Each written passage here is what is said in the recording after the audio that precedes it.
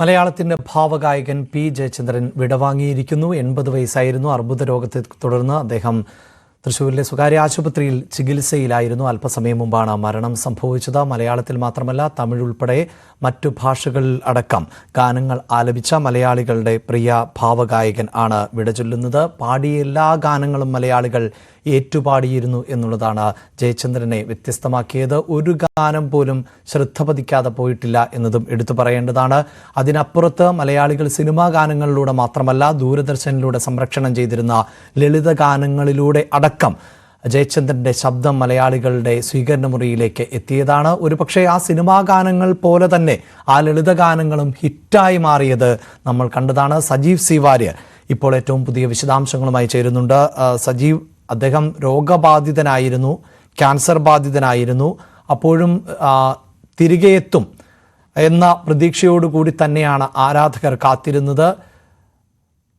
എപ്പോഴാണ് അന്ത്യം സംഭവിച്ചത്? എന്താണ് മറ്റു വിവരങ്ങൾ? അഭിലാഷ്, നേരത്തെ അദ്ദേഹം ചികിത്സയിലായിരുന്നു. ഒരു ഘട്ടത്തിൽ വലിയ തോതിൽ ആരോഗ്യപരമായ ബുദ്ധിമുട്ടുകൾ അനുഭവിച്ചിരുന്നു. അത് കഴിഞ്ഞ് തിരിച്ചു വരികയായിരുന്നു അദ്ദേഹം. നേരത്തെ ഏതാനും മാസങ്ങൾക്ക് മുമ്പാണ് അദ്ദേഹത്തിന്റെ തിരിച്ചുവരവുണ്ടായത്. അതിനുശേഷം ആരോഗ്യം മെച്ചപ്പെട്ട് വീണ്ടും റെക്കോർഡിങ്ങിനെല്ലാം പങ്കെടുക്കുന്ന ഒരു സാഹചര്യത്തിലേക്ക് വന്നു. അങ്ങനെ കുറെ കൂടി സന്തോഷകരമായ ഒരു രീതിയിൽ തിരിച്ചു വന്ന ഒരു സമയത്താണ് വീണ്ടും അർബുദബാധയെ തുടർന്ന് അദ്ദേഹത്തിന് ശാരീരികമായ ബുദ്ധിമുട്ടുകൾ ഉണ്ടായിരുന്നു. വീണ്ടും ആശുപത്രിയിൽ പ്രവേശിപ്പിക്കുകയാണ് ഉണ്ടായത്. തൃശ്ശൂരിലാണ് അദ്ദേഹം താമസിക്കുന്നത്. തൃശ്ശൂരിൽ അമല ഹോസ്പിറ്റലിൽ വെച്ചാണ് അന്ത്യം ഉണ്ടായത്. മലയാളിയെ സംബന്ധിച്ചിടത്തോളം യേശുദാസിനെ പോലെ, ഗാനഗന്ധർവൻ യേശുദാസിനെ പോലെ തന്നെ ഏറ്റവും ഹൃദയത്തിൽ പതിഞ്ഞ ഗാനങ്ങൾ പാടിയ ആളാണ് അദ്ദേഹം. അദ്ദേഹത്തിന്റെ പാട്ടുകളുടെ ഭാവസാന്ദ്രത എക്കാലത്തും ഭാവസാന്ദ്രത കൊണ്ട് ശ്രദ്ധേയമായ ഗാനങ്ങളാണ് അദ്ദേഹത്തിൻ്റെത്. ഭാവഗായകൻ എന്ന് പേരെടുത്ത ആളാണ്. അദ്ദേഹത്തെ സംബന്ധിച്ചിടത്തോളം യേശുദാസിനൊപ്പം സമശീർഷനായി നിന്ന ഒട്ടേറെ വർഷങ്ങൾ ഉണ്ടായിരുന്നു. ദേശീയ പുരസ്കാരം അടക്കമുള്ള പുരസ്കാരങ്ങൾ ലഭിച്ചു. തമിഴിലും മലയാളത്തിലും സംസ്ഥാന അവാർഡുകൾ ലഭിച്ചു.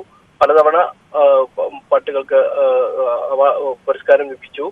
അത്തരത്തിൽ വലിയ തോതിൽ അംഗീകരിക്കപ്പെട്ട, അതിലേറെ അവാർഡുകളെക്കാൾ ജനഹൃദയങ്ങളിൽ തങ്ങി നിൽക്കുന്ന ഗാനങ്ങൾ കൊണ്ട് ജനങ്ങൾ, വിവിധ ഭാഷകൾ പാട്ടുകൾ കേൾക്കുന്ന വിവിധ ഭാഷക്കാരായ ജനങ്ങൾ അംഗീകരിച്ച ഒരു ലെജൻഡറി സിംഗർ എന്ന് പറയാവുന്ന വലിയ ഒരു ഗായകനെയാണ് ഇന്ന് നഷ്ടമായത്. നമ്മളെ സംബന്ധിച്ചിടത്തോളം ഒരു കാലത്തും നികത്താൻ പറ്റാത്ത നഷ്ടമാണ് ജയചന്ദ്രന്റെ മരണത്തോടു കൂടി സംഭവിച്ചിരിക്കുന്നത്. ഏറ്റവും ആദ്യം പാടിയ പാട്ട് മുതൽ ഏറ്റവും ഒടുവിൽ പാടിയ പാട്ട് വരെ എല്ലാം ഹിറ്റായിരുന്നു എന്നുള്ളതാണ് അദ്ദേഹത്തിന്റെ, അഭിലാഷ് നേരത്തെ പറഞ്ഞ പോലെ ഉള്ള പ്രത്യേകത.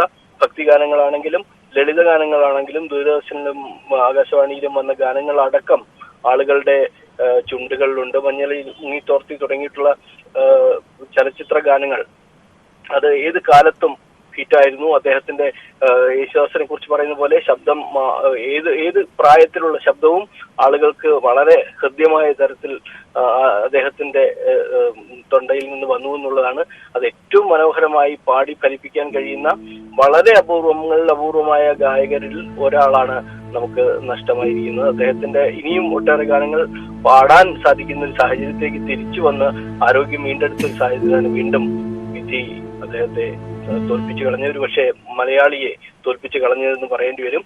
ഒരു കാരണവശാലും നമ്മൾ ഈ ഒരു നഷ്ടം പ്രതീക്ഷിച്ചതല്ല. അദ്ദേഹത്തിന് നേരത്തെ ഏതാനും ആഴ്ചകൾ അദ്ദേഹം ആശുപത്രിയിൽ കഴിയുകയുണ്ടായി.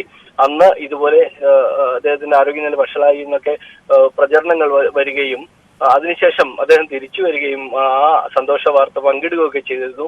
അത് വിവിധ ഇന്റർവ്യൂകളിലൂടെ എല്ലാം തിരിച്ചു വന്നിരുന്നു. അദ്ദേഹം ആരോഗ്യനില വീണ്ടെടുത്തതാണ്.